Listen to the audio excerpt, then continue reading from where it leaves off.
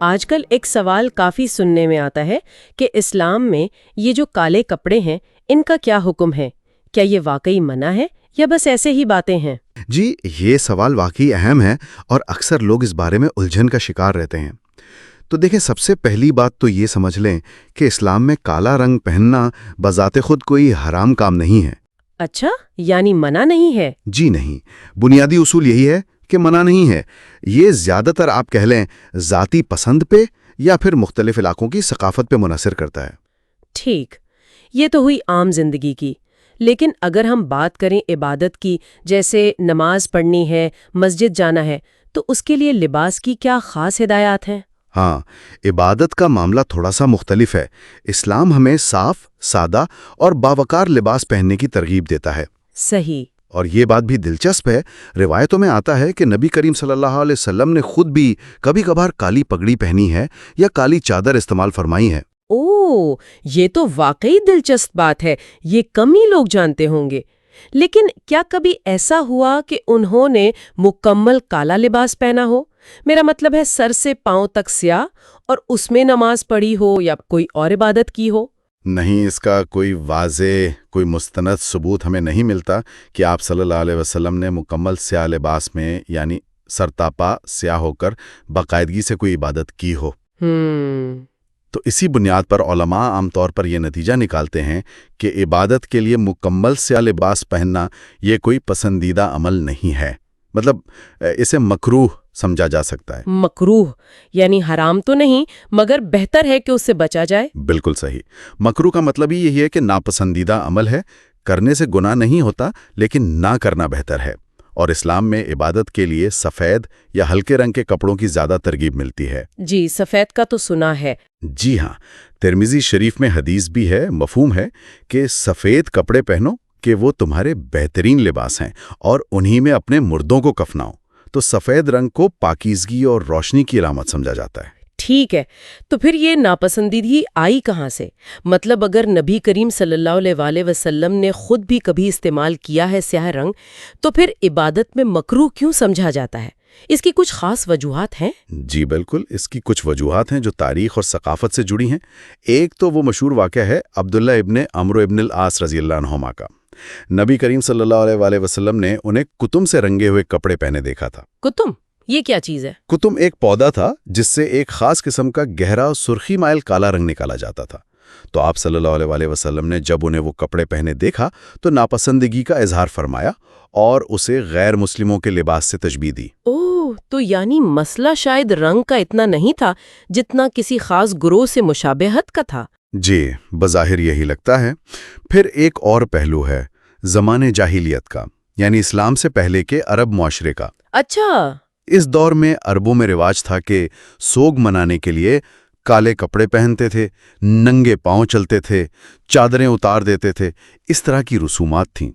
اسلام نے آ کر ان چیزوں کی اصلاح کی، تو جب بعد میں بھی کچھ لوگوں نے پرانے طریقے اپنانے کی کوشش کی تو آپ صلی اللہ علیہ وسلم نے انہیں ٹوکا اور فرمایا کہ کیا تم جاہلیت کی رسم کو زندہ کر رہے ہو؟ یعنی سوگ سے بھی اس کا تعلق رہا ہے۔ جی ہاں، اور یہ صرف عربوں میں نہیں تھا۔ اگر آپ دیکھیں تو قدیم یونانی اور رومی ثقافت میں بھی سوگوار کالے کپڑے پہنتے تھے۔ اچھا۔ جی، اور کچھ مسیحی اور ہندو روایات میں بھی سوگ کے لیے کالے رنگ کا استعمال ملتا ہے۔ تو اسلام نے اس پورے ثقافتی پس منظر میں رہنمائی دی۔ ایک اور روایت بھی ہے ابو داؤد میں کہ ایک نومولود بچے کو کالے کپڑوں میں دیکھ کر آپ صلی اللہ علیہ وسلم نے کچھ ناپسندیدگی ظاہر کی کہ یہ غم کی علامت لگ رہا ہے۔ اور اگر شیعہ نقطہ نظر سے دیکھیں تو کیا وہاں بھی ایسی ہی روایات ہیں؟ جی، شیعہ مت کے فکر میں بھی امام جعفر الصادق علیہ السلام سے منسوب قول ملتے ہیں کہ نماز میں کالا یا گہرا سرخ لباس پہننا مکروہ ہے۔ ایک قول میں تو اسے جہنم کا لباس تک کہا گیا ہے۔ اچھا۔ اور ایک اور روایت جو نبی کریم صلی اللہ علیہ وسلم سے منسوب کی جاتی ہے اس میں ہے کہ کالے کپڑے نہ پہنو، یہ فرعون کی نشانی ہے۔ اب یہ شاید تکبر یا ظلم کی طرف اشارہ ہو۔ ٹھیک، اور قرآن پاک میں کالے رنگ کا ذکر کیسے آیا ہے؟ قرآن میں لفظ اسود یعنی کالا تقریباً 7 مرتبہ آیا ہے۔ زیادہ تر تو یہ استعارے کے طور پر استعمال ہوا ہے، جیسے رات کی تاریکی کے لیے یا شدید غم سے چہرہ سیاہ پڑ جانے کے لیے۔ جی، لیکن کہیں کہیں حقیقی رنگ کے طور پر بھی آیا ہے، جیسے کالے رنگ کے پہاڑوں کا ذکر ہے یا اتنے گہرے سبز باغات جو دیکھنے میں سیاہی مائل لگیں۔ تو قرآن میں رنگ کا ذکر سیاق و سباق کے ساتھ ہے، خود رنگ پر کوئی حکم نہیں لگایا گیا۔ جیسے سورت آل عمران کی آیات ہیں 106 اور 107، ان میں قیامت کا ذکر ہے کہ کچھ چہرے سفید یعنی روشن ہوں گے اور کچھ سیاہ۔ جی، پرانے مفسرین نے جیسے القلقشندی انہوں نے کہا کہ سفید مطلب پاکیزگی، اللہ کی رحمت، اور سیاہ کفر اور رسوائی۔ آج کل کی تفاسیر اسے زیادہ روحانی حالت سے جوڑتی ہیں، لیکن یہ جو تضاد ہے نا سفید اور سیاہ کا، یہ بہت بنیادی ہے۔ اور یہ صرف مطلب کتابوں یا روحانی باتوں تک نہیں رہا، تاریخ میں بھی اس کا کردار رہا ہے۔ او بالکل، یہ بہت دلچسپ ہے کہ کیسے اسے آپ کہیں کہ سیاسی رنگ دیا گیا۔ عباسی خلافت کو ہی دیکھ لیں، جی، انہوں نے امویوں کے خلاف آپ کہیں احتجاج کے طور پر، اور اہل بیت کے جو شہداء تھے ان کے سوگ میں سیاہ جھنڈے اور کالے کپڑے اپنائے۔ اچھا، ان کے حامیوں کو تو المسودہ یعنی سیاہ پوش کہا جاتا تھا۔ کالا رنگ ان کی پہچان بن گیا، ان کی وفاداری کی نشانی۔ تو مطلب اگر کوئی نہ پہنے تو؟ ہاں، اسے امویوں سے ہمدردی سمجھا جا سکتا تھا، بعض اوقات تو حکام کو مجبور بھی کیا جاتا تھا کہ وہ پہنے۔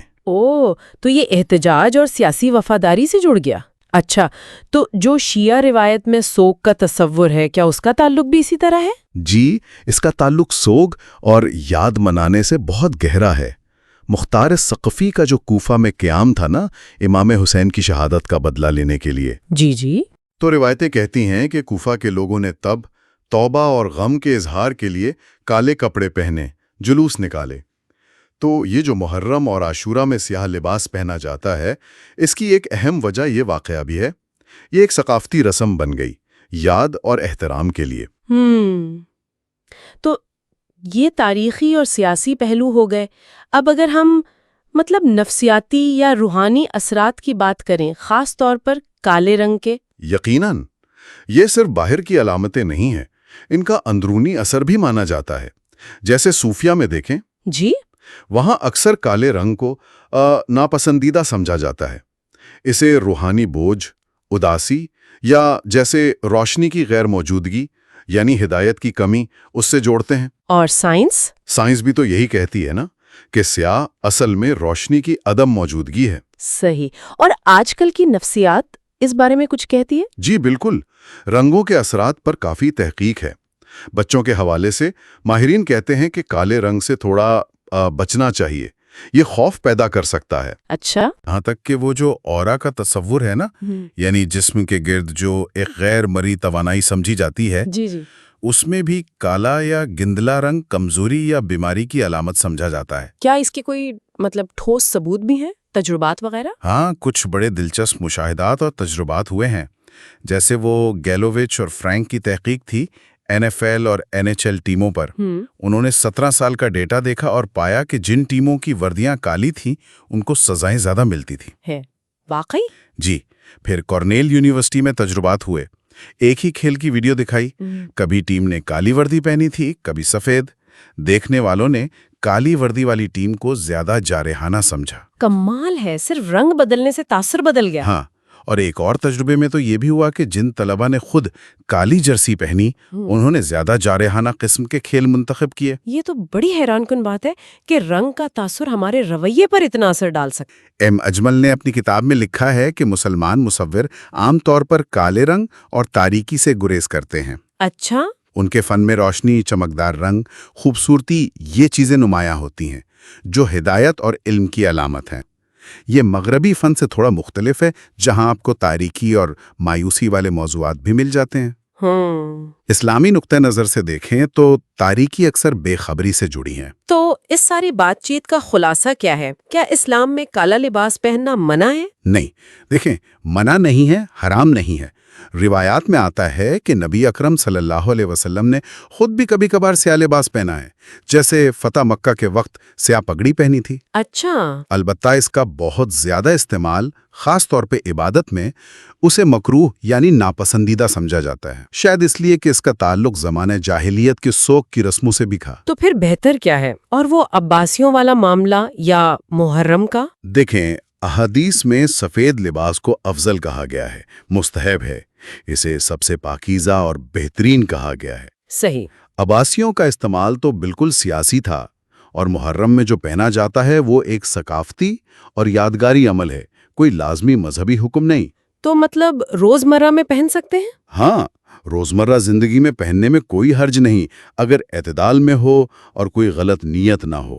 بس عبادت کے لیے سفید یا ہلکے رنگ بہتر ہیں۔ تو گویا سیاہ اور سفید رنگ اسلامی دنیا میں یہ صرف رنگ نہیں ہیں، ان کے پیچھے گہری مذہبی، سیاسی، ثقافتی اور یہاں تک کہ نفسیاتی معنویت چھپی ہے۔ قرآن سے لے کر عباسی سیاست، پھر جدید نفسیاتی تحقیق اور اسلامی فن تک، ہر جگہ ان کی اہمیت نظر آتی ہے۔ جی بالکل۔ یہاں ایک سوچنے والی بات یہ نکلتی ہے کہ جب ہم دیکھتے ہیں کہ سیاہ رنگ کو عباسیوں نے کیسے سیاسی طور پر استعمال کیا، یا شیعہ روایت میں یہ کیسے سوگ کی ایک خاص علامت بنا، تو سوال یہ پیدا ہوتا ہے کہ آج جو ہمارا رد عمل ہے رنگوں پر، خاص طور پر سیاہ پر، وہ کتنا فطری ہے اور کتنا ہم نے اپنی ثقافت اور تاریخ سے سیکھا ہے۔